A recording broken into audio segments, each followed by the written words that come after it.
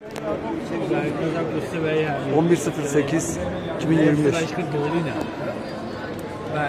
saat 15.32 14.15 kalkış yapması gereken Yüksekova Ankara uçağı sebepsiz yere iptal edildi. Şu anda bütün yolcular beklemede. Mağdur çok fazla.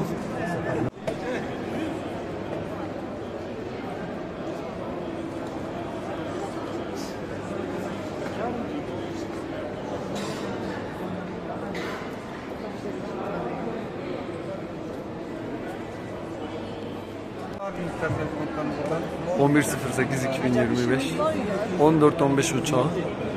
Şu an saat